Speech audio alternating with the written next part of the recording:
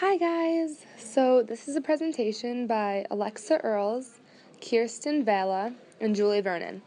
We're going to be talking about the art movement Fauvism today. It's one of the shorter, more obscure movements, but it's full of wonderful art and groundbreaking techniques. Many consider Fauvism to be the root of the modern art movements, such as Expressionism, Impressionism, and Cubism. We're going to start by giving you a rundown on the history of Fauvism. Art was evolving from Impressionism towards a style heavily influenced by Van Gogh, Seurat, Gauguin, and Cézanne. At the time of Fauvism's conception in the south of France, France was in the midst of a period of industrial unrest. Derain and Vlaminck were each recruited and made to break up demonstrations and strikes during this time.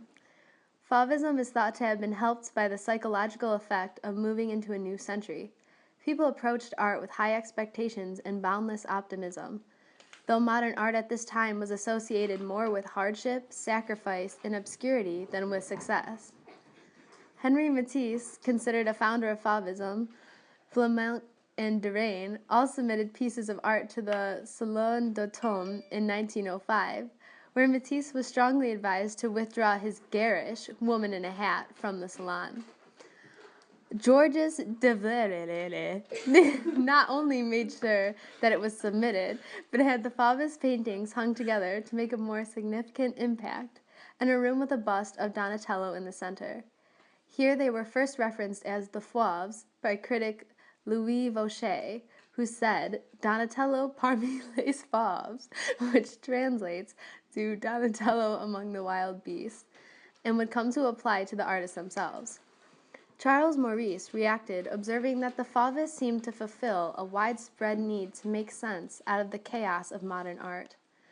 Fauvism benefited and flourished as an art form because of the rise of the art dealer, the emergence of an art-buying public, and new exhibition facilities. This art movement was considered largely a transitional phase for most artists, and by 1908, structure and order were re-embraced.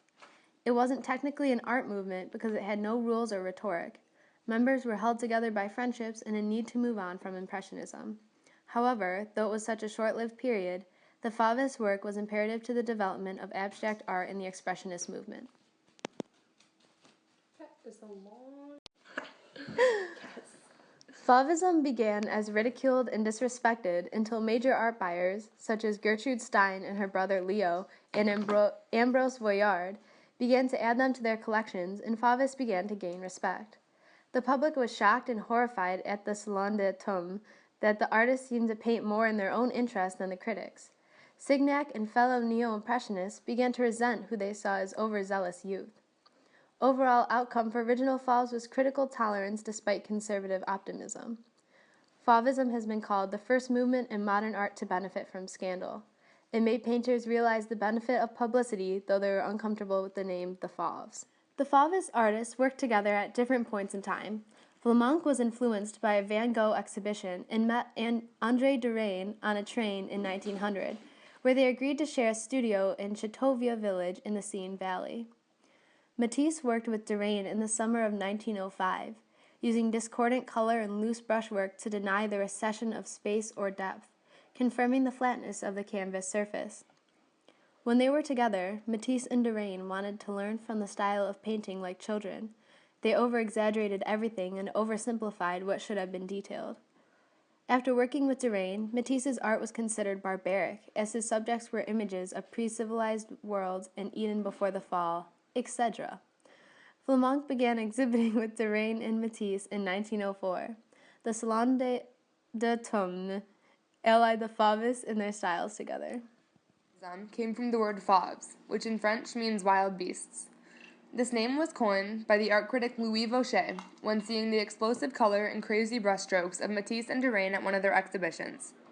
Here are some paintings that are perfect examples of Fauvism. The first painting, done by Matisse in 1907, is called The Aloes. The second is Bathers, painted by Derain in 1906. Both use bold color and thick, strong brushstrokes to create emotion while depicting the scene. Fauvist paintings also often disregarded topographical features and had unusual points of emphasis.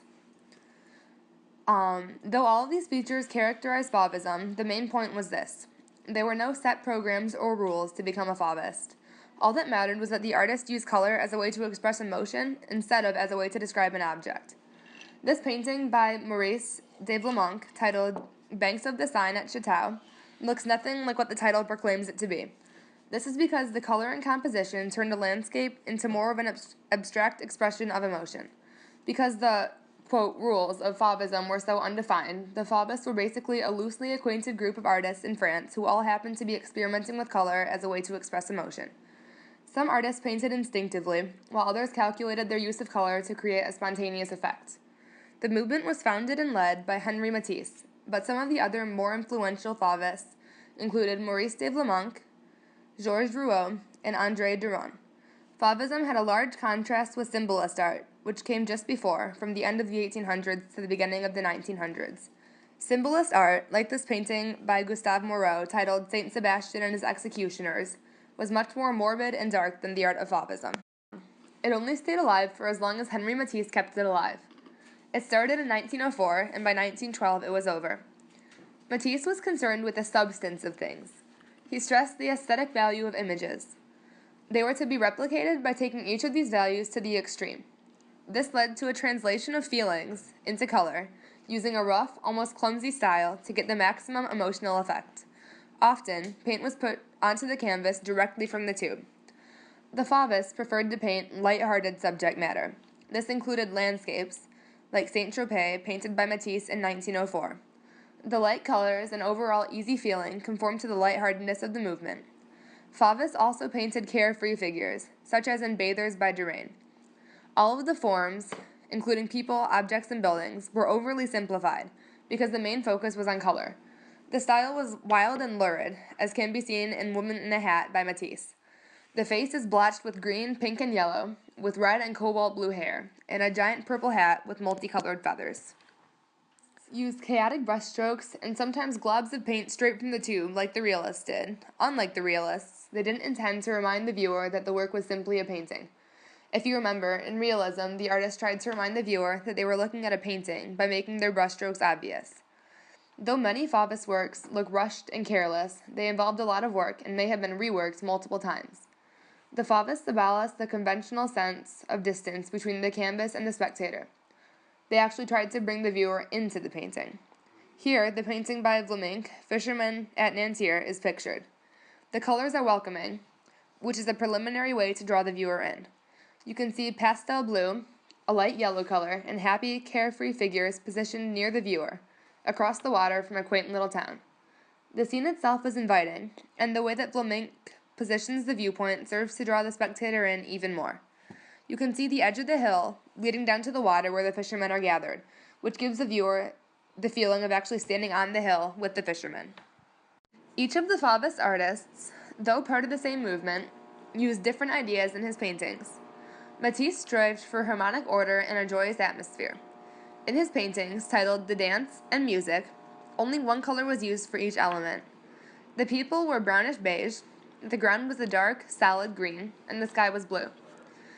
This confined color palette served to unite the parts of the painting in a way that was unique to Matisse.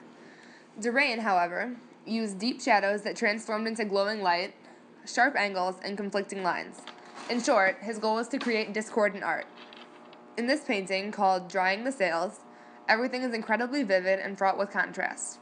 You have the pitch black of the reflection of the boats in the water, and the vivid blue, yellow, and orange of the people and roads in the foreground. The gradual curve of the shoreline is contrasted with the sharp angles of the sails at the top of the painting, and the square, geometric angles of the buildings. Rouault used his trademark thick black lines in his art. In The Cashier, painted in 1907, these lines are especially vivid. They set the woman apart from the wall and the table, because the colors are all dark and murky. Without these lines, it might have been hard for the woman to be discerned from the background. As you can see, Rouault's colors in this painting weren't quite as vivid as those of Matisse or Derain, but they were still enough to classify him as Fauvist. Blancmange specialized in painting nature scenes and country roads with stormy, heavy skies. In The Bridge at Chateau, painted in 1905, the stretching road places the viewer in the painting. The landscape is typical to Fauvist art, and the lone figure diverts the focus from the vanishing point. The heavy clouds above contrast with the light brown road. Basically, although there are some characteristics of Fauvist art, each artist took the basic principles and ran with them to create his own unique art. The collection of loosely related colorful art came together to create a memorable, influential movement that influenced artists for generations to come. Henri Matisse lived in a time of social and technological change. Many traumatic political events occurred during his life, but he never made any commentary in his paintings. Originally, he was a lawyer, and he had an interest in art at age 21. He worked as a lawyer's clerk before appendicitis changed his life. He studied at Julian Academy and École des Beaux-Arts. In 1891, he moved to Paris to study art and followed the traditional 19th century academic path. In 1895, he began exhibiting. He exhibited a dry academic matter, evident in his drawing. In 1917, he traveled to South France and settled there for the rest of his life. Henri Matisse began as an Impressionist scholar and was obsessed with Claude Monet. He also showed influence of Edward Manet and Paul Cézanne. He aimed to discover, quote, the essential character of things, and to produce an art of, quote, balance, purity, and serenity. His first attempt to make art as a reflection of states of mind was Lux Calme et Volpe. In 1904, he became interested in colored dot technique, which translated into his art. He was inspired by a brighter palette while on a fishing boat trip in southern France by using bright lighting. He learned the pointillist technique of small color dots in complementary colors from Signac and Henry Edmund Cross. The principal subject in his paintings remained the female figure or dressed in an oriental costume or in various stages of undress. They were standing, seated, or reclining in a luxurious manner. In Matisse's painting, Dance 1, he used a circle of dancers. This creates a sense of dynamic tension. His revolutionary use of color, line, and form are preceding expressionism and abstraction. Matisse says about Dance 1, quote, the whole arrangement of my painting is expressive. The place occupied by figures or objects, and the empty space, everything plays its part. In Dance 2, dancers are painted in a flat color of blue sky against a green hill. This stretches across the canvas, almost bursting out in rhythmic movement. Dance 1 was criticized for its flatness, lack of perspective, and crudeness of form. Matisse's next painting, Armchair, uses bright colors and simplified forms of a typical style to convert furniture into 2D. Armrests morph into a serpentine form which wrap around the back of the chair. Armchair is not an object to be looked at and evaluated from a distance, but is something to be felt, viewed, and experienced creatively. Warmth and imagination of Matisse's art spoke a message of hope for those who would listen. Matisse's painting, Red Studio, was inspired by an exhibition of Islamic art for one color. Subjects of the art on display in the room are less important than the fact that they represent patterns on the surface. One or two overlap, but as a whole they exist as individual artifacts connected by red paint. Because of the color, only the paintings depicted in the image, which are his own paintings, have a sense of tangibility. The nudes lead the eye around the room from left to right. The angle of the table and chair suggests recession, and the propped-up paintings show that it flattens out in the back. The idea of painting is suggested, allowing an empty frame to capture a portion of red. The only sign of art is the open box of crayons. The Fauves were led by Henri Matisse.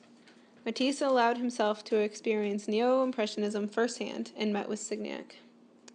He experimented with Post-Impressionism and Neo-Impressionism before arriving at Fauvism. He discovered manifold artistic movements that coexisted or succeeded one another on the dynamic artistic scene, such as Neoclassicism, Realism, Impressionism, Neo-Impressionism, and he began to experiment with a diversity of styles, employing new kinds of brushwork and light to create his own pictorial language. The entire struggle of Fauvism for Matisse boils down to fighting harder for the recognition of the new modern art movement. He was prepared to dispense of the group identity once it was established and recognizable. So I'm going to talk about Georges Rouault. He was one of the most important painters of the Fauvist movement, but he was unique because he was the only one who was openly religious. However, instead of painting praise of his religion, Rouault chose to focus on suffering, tying it into the suffering that Jesus Christ endured. And here we have an example, Christ mocked by him and also Christ on the cross. His paintings involved Jesus and crucifixion, but the ones that didn't include religious symbols followed the same idea. He painted the dregs of society, like prostitutes and clowns, in an effort to show modern-day suffering and shame of the oppressed, and draw a parallel between it and the suffering of Jesus Christ. And here is pictured one of his paintings called Are We Not All Slaves? Rouault mostly painted misfits and vagabonds, including prostitutes and circus players. In 1907, in the prime of the Fauvist period, he did a series on courts, clowns, and prostitutes. Some works included in this series were Whore Leaning on Elbows, also known as Coyness or the Procuress, The Accused, which shows a court scene, Judge, Two Clowns, and Bathers. Rouault, dedicated to depicting modern suffering and oppression, chose each of these subjects for a reason. He chose courts because he saw judges as priests of a false religion, or the oppressors. He always showed them as mean or in a dark light. He chose clowns because of the misery circus performers seemed to show. They are the symbol of human suffering. He chose to paint prostitutes for much the same reason. He was dedicated to showcasing human misery, and painting prostitutes was a perfect way to translate his horror onto canvas. In Whores, painted in 1905, the shadowed faces and slumped postures of the prostitutes get the message across perfectly.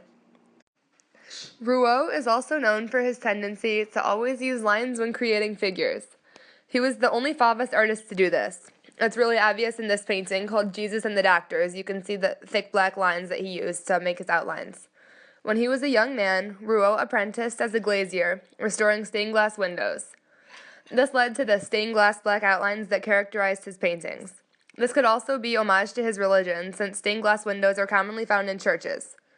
In his early career, Rouault was taught by Gustave Moreau, a French symbolist painter. This most likely explains why Rouault's earliest paintings use heavy symbolism.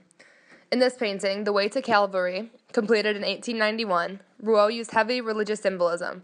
We can see the fallen cross and Jesus Christ. It wasn't until later that Rouault began experimenting with other, non-religious subjects. He also showed the influence of Paul Cézanne. The colors were bold and intense, but they lacked the joyousness of Matisse's paintings. This is a painting by Cézanne titled Mont Sainte-Victoire, which showcases the bright color choices that inspired Rouault. Rouault had a completely individual style, which he self-titled Outrageous Lyricism. He created the appearance of spontaneity with clashing brush marks to create a work of art that bombarded the eye. This occurred during the Fauvist period. As you can see in A Parade, painted in 1903, the work is aggressive and random, with bright splats of color and an unrestrained feel. However, after Fauvism's reign had ended, and as Rouault's art matured, his style became more harmonious. In 1918, Rouault painted Nude Woman. The difference between Nude Woman and A Parade almost makes you wonder if the two paintings were created by the same person. The latter has a much more calming effect on the eye. Alright, so to finish up with Rouault, I'm going to analyze some of his Fauvist paintings. Though he's best known for Fauvism, he had a very long, illustrious career, of which Fauvism was only a small, albeit essential, part. Disputably, his most important Fauvist works were the ones he did of courts, clowns, and prostitutes. I'm going to start with a painting called Father and Child. It was painted in 1905, during the prime of the Fauvist period. It goes by two names. It has also been called Clown and Child. This is interesting because you usually think of clowns as the job. You don't think of them interacting with their own children, just other people's children. This alone is an interesting insight into the world of entertainers, and not a very positive one. The dark, seedy, alley-like background gives the scene a melancholy air, although one would associate interacting with your children as a positive experience. The clown's face is also deeply in shadow, and the harsh lines make him seem malevolent and angry. The child looks uncomfortable there in his father's arms. He seems to be sitting precariously on the father's knee, and the angle of his body suggests that he is possibly trying to get out of his father's embrace. The bright colors of the two characters, the father and the child, set them apart from the dark background, making it obvious that they are to be the focus of the painting. The clown is wearing red, and the child is wearing yellow.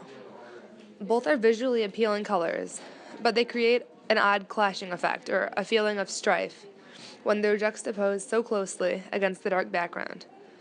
The overall result is one of unease, not of companionship or love. The next painting I'm going to analyze is titled simply The Court. It was painted in 1908. Given our background knowledge of Rouault's opinion towards the court proceedings and judges, he thought of them as malevolent priests of a false religion. We can infer that this court will not be cast in a positive light. Rouault does not disappoint.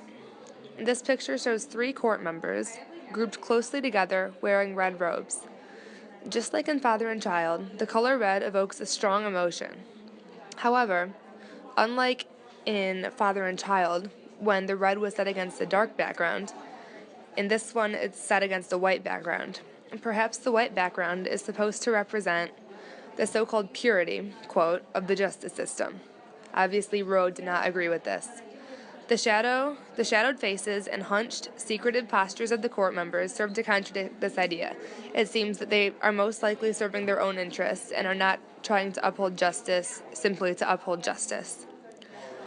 Finally, I'm going to analyze Bathers, which Rouault painted in 1908. To me, this is one of his works that keeps most with the principles of Fauvism. Many of his works are darker and gloomier, like the ones he did of clowns and of prostitutes and of the court as well. But this one, even though it involves prostitutes, it has the bright colors and simplified figures that help distinguish Fauvism from other types of art. Rouault's trademark black lines are present in this painting, like in all of them, but they're much more suggestive than definitive, unlike in his other paintings. They don't outline everything, they just outline some key parts of each of the women, so that you know where she is and to separate her from the background. The lack of lines to ground everything in place contributes to the airy, light feel of this work. It's much less social criticism and much more observation and experimentation with color to express emotion. The airy clouds and suggestion of the mountain in the background are light-colored and vague, so that the furthest bather almost blends into the background. As you can see, there are 3 bathers. The closer to the viewpoint the bather is, the more detail is put into her figure. You can see the hair and the curve of the arm of the woman in the middle. Of the woman in the back, you can see almost nothing, just the faint suggestion that she's there. While for the woman in front, you can see her cheekbones, her nose, and her entire body. It helps to draw the viewer in by painting everything through human eyes, with not everything being perfectly in focus as it would be in a photograph. In this painting, Rouault shows his mastery of the movement and the ease with which he paints. Georges Rouault was a wonderful addition to the ranks of Fauvist artists. His bold color choices and expressive brushwork created an enduring legacy. Though he moved on to other pursuits, Rouault never lost his interest in color. Towards the end of his career, he experimented with laying colors to build areas of deep, vibrant pigment. Rouault was also a perfectionist. He never felt as though any of his art was finished, no matter how long he spent on a painting. Studying his work led German artists to begin Expressionism. Rouault died February 13, 1958, in Paris.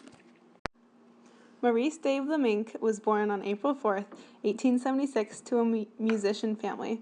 His father was a pianist, violinist, and tenor, and his mother was also a pianist. Due to his parents' professions, he did work as a young adult, playing the violin and teaching violin lessons. He was physically intimidating and red-haired. He wore bright colors and gaudy neckties, which showed that he really liked color. He got typhus, which stopped him from working physically demanding jobs and changed his life. In 1872, he began to take an interest in painting, and he was a self-taught artist. From 1900 to 1901, he shared a studio in Chateau, Paris, with André Derain. It is said that his nature, character, and tastes and way of life were in perfect harmony with the freedom, daring, and violence of his painting. He called himself a tender-hearted savage, full of violence, and professed that he tried to paint with his heart and his guts without bothering with style. His Fauvism period lasted only 7 years, but he is best known for it. When he began to paint, it wasn't for money. He was just interested in art. His main inspiration was from attending a Van Gogh exhibition. He was even influenced by Impressionists. Directly after the Van Gogh visit, he began painting, quote, from the tube. This made the colors of his paintings more colorful and expressive. Derain motivated him and cemented his path as an artist. Vlaminck, Derain, and Matisse participated in Salon d'Automne, where their art was compared with the Renaissance. The sculptures in the middle of the room juxtaposed their work and caused a public outcry. Vlaminck said, quote, "Painters are born, not made," and he only took himself seriously after meeting Derain. By 1907, Vlaminck drifted away from Fauvism. He incorporated more structure into his landscapes, and as he was influenced by Paul Cézanne, his colors became more muted and contemplative. Vlaminck's technique was unique. He had a commitment to open air and landscape. He developed a more naturalistic treatment of landscape, retaining his vigorous style but using more color. Even though subject matter was unimportant, country roads appear in his paintings, and he also loads skies with the threat of a storm. Repetition of same effects eventually became somewhat theatrical and melodramatic. The use of color gave way to concern with structure and also developed a dramatic view of the landscape. He declared instinct and talent the only essentials for painting. He remained consistently hostile to the most avant-garde Cubism, but prior to World War I, his art was considered Cubist. His loose brushwork inspired abstract expressionism during the late 1940s and 1950s, though he despised the abstract art. He used broad, turbulent brushstrokes and a kind of photo-expressionism. By 1906, he did not know how else to develop his art, and he maxed out his intensity. His most famous paintings were Man Smoking a Pipe, Portrait of Derain, Potato Pickers, Self-Portrait, The Red Tractor, Red Trees, and Still Life. Portrait of Derain conveys urgency, and he did no correcting or retouching. He had no pretense or mask, and it was incredibly raw. In his painting, Fields recalls work of Monet or Sisley. His cursive drawing style is pure Van Gogh. He used pure colors straight from the tube, and he heightened tones to transform a potentially tame scene of a French suburban countryside into a firework display. This may appear exquisite and charming, but we can still imagine how this energy might have struck the public of its day as crude and primitive. Vlaminck's Potato Pickers was also a famous work. It is a very small painting, only 46 by 53 centimeters. I think it's small because it's very complex with his colors and mood. The painting shows 4 farmers out in a potato field, obviously picking potatoes. The farmers are all wearing white shirts with blue jeans, and 2 of them have on hats. Only one farmer is bending down to pick potatoes, with the other one standing around watching him. This reminds me of the end of a long day when you don't really feel like doing anything more. You just want someone else to get the work done. The colors of the soil beneath the farmers are very confusing. The green probably represents the top of the potato, with the easily grabbed leaves and stems sticking out of the ground. The dark and light brown shows the soil as it was disrupted by previously picked potatoes. The bright yellow with streaks of red is most likely wheat being grown next to the potato field, so the pickers are right on the edge of the potato portion of the cropland. In the background sky isn't a summery bright blue, but a darker tone. This perfectly reflects Vlaminck's style of adding in an impending storm or other unpleasant weather. The bend of the supposed wheat field and trees in the background make it feel like the wind is blowing in some weather. The next painting by Vlaminck I'm going to talk about is Portrait of Derain. We know that Derain and Vlaminck had a very close relationship, so it only seemed likely for him to do a portrait of Derain. Derain was naturally slim, elegant, with a lively color and black hair. He always had a pipe in his mouth and was a cold-hearted arguer.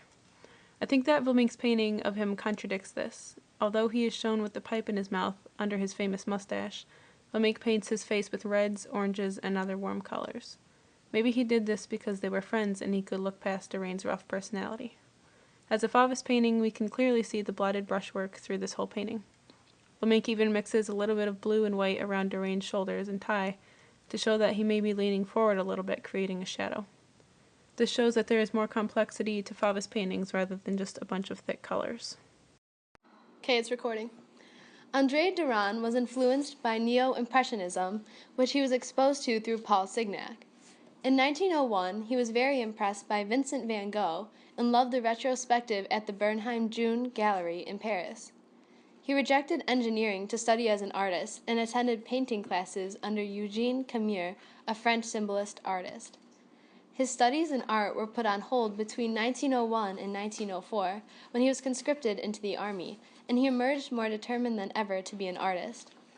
He studied for a summer in 1905 with Henri Matisse, and when they were together at Courrières, they sought to express the simplicity and rawness of life in the Mediterranean. He later worked with Vlaminck in Chatou, near Paris, at the School of Chatou. He was commissioned in 1906 to London cityscape paintings and reinterpreted the Liver Thames. Duran's style often had a balancing line mass that held together the image, and he sought deliberate disharmonies in his work, where Matisse worked for harmony. He used dabs of color to obtain the effects of light in their depictions of a Mediterranean landscape. Oftentimes, Duran worked with traditional subject matter that he presented with bright colors, which he applied in fragmented blocks. Charing Cross Bridge, London, 1906. The street and buildings are painted in large flat tones, while the changing sky and water are treated in small, fragmented touches reminiscent of the neo-impressionist style. The forms of the vehicles are distorted, their silhouettes echoing the curb of the Victoria Embankment to give a sensation of speed. Fishing Boats, Coyeur, 1905. In this painting, made at Coyeur, Duran's heavily outlined forms present a dense, all-over pattern dominated by the overlapping sails that cross the picture diagonally. At the lower left, two figures watch the fishermen at work on the shore. Beyond the multicolored sails are the sea, rising mountains, and a brief expanse of sky. The topography of the landscape can be identified, but Duran attempts no verisimilitude of space or color. This painting was made at a small Mediterranean shipping port and shows vivid colors and broken brushwork typical of a Fauvist painter. The Pool of London, 1906.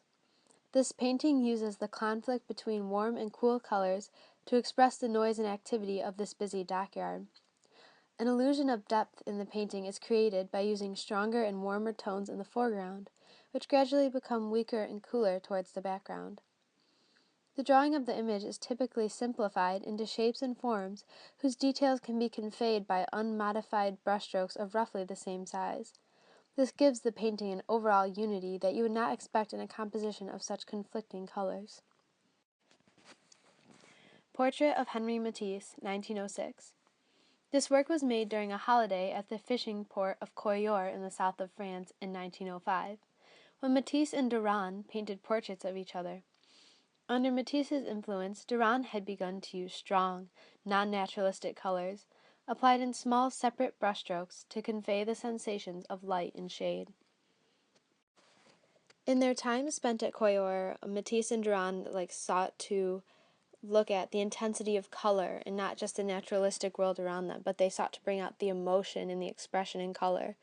And they painted very many images of the boats at the ports, and for a significant painting called Mountains at Coyeur, Duran actually turned away from the ports and looked at the steep hills of the Pyrenees and the olive groves that were behind them. He used a variety of brushstrokes to show the ruggedness of the landscape.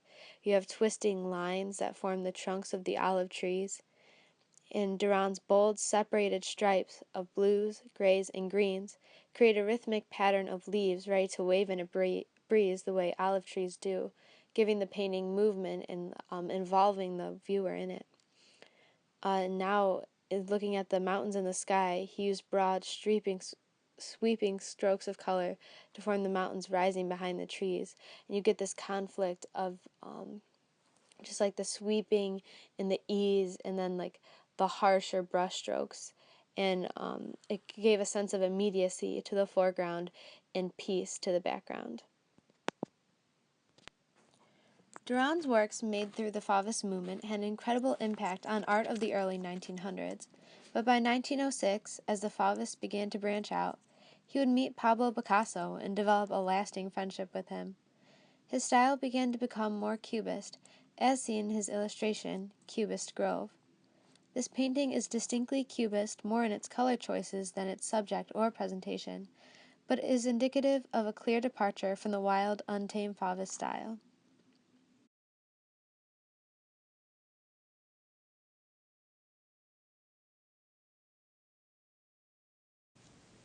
So to finish up talking about Henri Matisse, I'm going to take a closer look at two of his paintings to point out some of the characteristics, especially the ones that make it a Fauvist piece of work.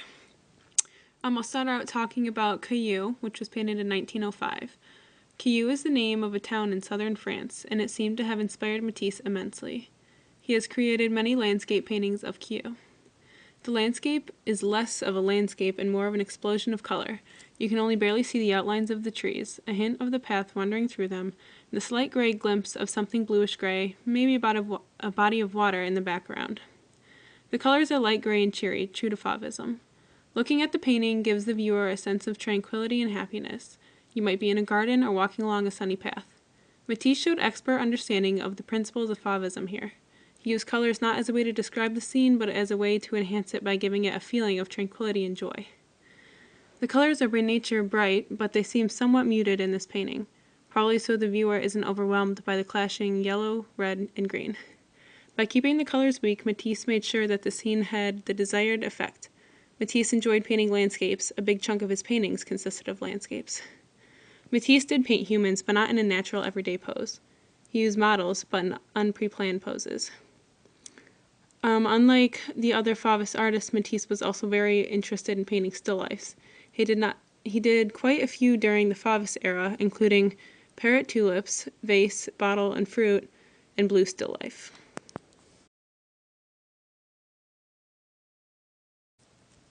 The next and last painting by Matisse I'm going to talk about is called Bathers with a Turtle. It was painted in 1908, and it reminds me a lot of his two other works, Music and Dance. In all three, there are three elements: the sky, the land, and a group of naked humans. What's fascinating about this painting is that the position of the bathers exactly mimics those of the bathers in a painting he did before called Three Bathers. It's obvious that this was done for a reason, but the question is, why? The answer may have to do with the size. Three Bathers is of medium size, maybe 2 feet by 1.5 feet. However, Bathers with a Turtle is noticeably larger, bigger than 5 feet by 5 feet. Perhaps Matisse was inspired by the poses in Three Bathers and wanted to go into more detail with larger canvas. Bathers with a Turtle has some more detail with the people by Fauvist standards. However, there is some detail in the human figures. The background was two-toned at best, while in Three Bathers, the background is more detailed than the humans. Solid navy blue on top, teal on bottom, fading to a light green at the very bottom of the edge of the painting. This is probably Matisse's way of keeping harmony within the painting. The people are flesh-colored and plain, so why make the background more elaborate? Keeping it simple ties the piece together. The mellow, muted colors give the viewers a sense of tranquility, and the postures of the bathers show surprise and discovery, while the light green around the turtle puts focus on it, making it the object of discovery. This is what Matisse was about, creating visual beauty through harmony and simplicity and using colors to tell a story.